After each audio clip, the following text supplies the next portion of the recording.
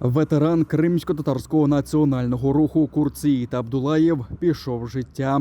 Усе життя він присвятив мирній боротьбі за повернення кримсько-татарського народу на свою батьківщину та право вільно жити на своїй землі.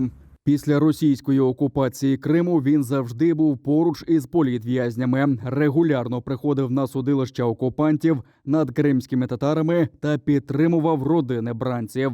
Останнім часом Курцій Тага тяжко хворів, але стійко продовжував боротьбу. З Курцієм Абдулаєвим попрощаються 1 квітня о 14-й годині на Сімферопольському кладовищі Абдал. Ворог зосередився на утриманні зайнятих рубежів, підготовці до відновлення часткового наступу та спробах цілком захопити Донеччину та Луганщину. На цих напрямках українське військо напередодні відбило 5 ворожих атак, повідомили у Генеральному штабі. Знищено 10 танків, 18 одиниць броньованої та 13 одиниць автомобільної техніки, а також 15 артилерійських систем. Зауважується, що рівень мотивації окупантів до подальших боїв знижується. За наявною інформацією, у підрозділах 60-ї окремої мотострілецької бригади 5-ї загальновійськової армії Східного військового округу у зв'язку з невиконанням наказу щодо ведення бойових дій від посад усунуто 2 командирів взводів. Для проведення роз'яснювальної роботи до району виконання бойових завдань батальйонно-тактичною групою частини в Ясинівці Донецької області заплановано прибуття заступника командира бригади з воєнно-політичної роботи. На тимчасово зайнятих територіях ворог прагне створити окупаційні органи влади. На РФ відбирають силовиків, прокурорів та суддів, аби відправити, зокрема, на непокірну Херсонщину. Таким чином хочуть розправитися із українцями, які чинять запеклий спротив окупантам.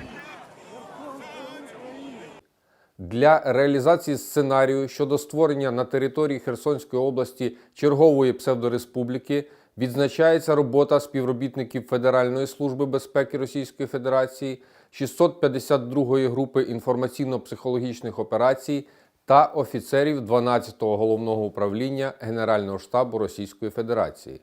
Основним напрямком діяльності зазначених підрозділів є проведення так званої роз'яснювальної роботи з місцевими органами влади та населенням. Інформаційний супровід здійснюється шляхом демонстрації відеосюжетів з підставними особами. Під Харковом рашисти розстріляли понад 2 десятки цивільних автівок. Про це стало відомо після визволення села Мала Рогань. Відео з місця події опублікував журналіст Юрій Бутусов. Звірства скоїли окупанти з російської 138-ї бригади, яких нещодавно вибили українські воїни. Вони зупиняли рух, розстрілюючи усі зустрічні автівки. Тіла деяких загиблих людей вдалося забрати лише зараз. За одну мить. Тиранія повинна програти, але для цього свобода має отримати зброю для перемоги. Про це заявив президент України Володимир Зеленський у зверненні до парламенту та народу Нідерландів. Він розповів про жахіття, які роблять на нашій землі російські окупанти. Бомблять українські міста, спалюють села, гвалтують жінок, грабують людей та вбивають для розваги. І уже 36 днів наш народ один протистоїть армії, яку називали однією із найсильніших у світі. Він додав, що Україна – це лише початок. Якщо не зупинити Росію, Європа буде наступною. Але й Друга світова війна починалася з руйнації окремих держав. А вже потім це призвело до трагедії Роттердаму, до страшних бомбардувань Лондона і до бійні, яка охопила всю Європу. Якщо зараз мир на континенті не вдалося зберегти, якщо Велика війна знову повернулася з жорстокістю не меншою, ніж 80 років тому, то ні у кого не може бути підстав вважати, нібито ці чи інші державні кордони можуть стримати агресію. Зеленський закликав Нідерланди посилювати санкції проти РФ разом з іншими країнами ЄС, зробити усе, щоб у Росії не було можливості продовжувати війну. Закрийте ваші порти для російських суден. Разом з усіма іншими країнами Євросоюзу. Припинить будь-яку торгівлю з цією державою, яка забула всі уроки Другої світової війни. Готуйтесь швидше відмовитись від російських енергоресурсів, щоб мільярди євро за них не йшли на виробництво зброї і оплату масових вбивств в Україні. Щоб Росія програла, Україна має отримати усю необхідну зброю для перемоги, заявив президент України. Стінгери та панцерфаусти дозволяють триматись, проте це не зброя перемоги. Нам конче потрібна така зброя, з якою можна зробити безпечним наше небо, з якою можна деблокувати наші українські міста, де Росія влаштовує штучний голод. Нам потрібна така зброя, яка дозволить вигнати окупантів з нашої землі. Літаки, танки, протиповітряні «Насамс» і протитанкові, «Спайк», снаряди, ракети тощо. Ви маєте цей перелік. І я сподіваюся, знайдете можливість допомогти нам, як зможете. Допомогти нам із цим. Глава держави також попросив Нідерланди допомогти з відбудовою України після перемоги. Вже у 20 областях України розпочалася посівна кампанія. Про це заявив прем'єр-міністр Денис Шмигаль. За попередніми даними, посівну можна буде провести на 6 мільйонах гектарів земель. Це 80% від тієї площі, яка була засіяна минулого року. Це дійсно позитивна новина, адже на цей час минулого року посівна почалась лише в 15 регіонах. Сьогодні наші аграрії не менш мужньо та віддано тримають свій фронт. За ними майбутня продовольча безпека країни і світу. Дякуємо їм за сміливість і відданість своїй справі. Глава уряду додав, що завдяки державному замовленню на соціальні продукти харчова промисловість розгортатиме нові потужності та найматиме нових працівників. Йдеться про 300 таких підприємств. Держава закуповує 10 мільйонів продуктових наборів для українців, які знаходяться в прифронтових містах, аби потім безкоштовно роздавати їх людям. Це набори із більш ніж 10 ключовими продуктами харчування. Наразі на 100% закупили крупи, макаронні вироби, олію, молоко, цукор.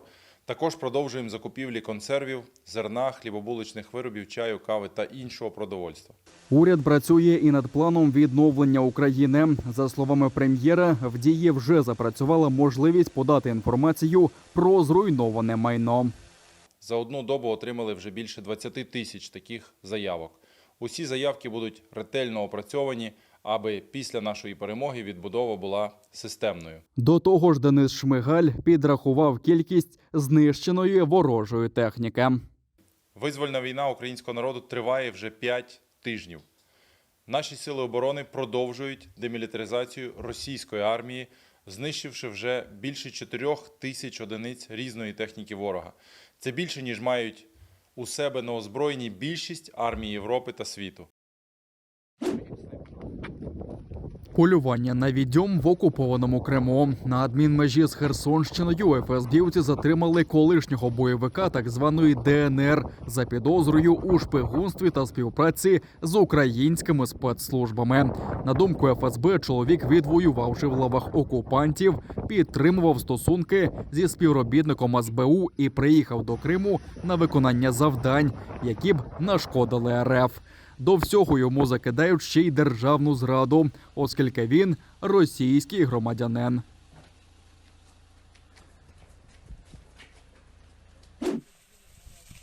Кількість загиблих від ракетного удару по Миколаївській обласній державній адміністрації зросла до 20 людей. Рятувальники дістали з-під завалів 19 тіл, і ще одна людина померла у реанімації. 33 дістали поранення. Вони перебувають у міських лікарнях, дехто у тяжкому стані. Російська ракета влучила у будівлю держадміністрації 29 березня о 8:45 ранку. Ймовірно, окупанти запустили її з кораблів Чорноморського флоту. Вибуховою хвилею пошкоджено іще кілька будинків, а сама ракета пробила 9 поверхів будівлі. Як повідомив голова області Віталій Кім, вона влучила саме до його кабінету. Його у той час на роботі не було. Пошуково-рятувальні роботи тривають. Під завалами досі шукають людей. Українські рятувальники отримали професійну техніку від Великої Британії. Це 2 десятки пожежних машин, які укомплектовані 6 тисячами комплектів пожежно-рятувального обладнання. Як повідомили у посольстві Великої Британії в Україні, це найбільша пожертва такого обладнання від Сполученого Королівства. Це стало можливим завдяки спільним зусиллям британської пожежної служби, благодійних та професійних пожежних організацій, а також уряду Великої Британії.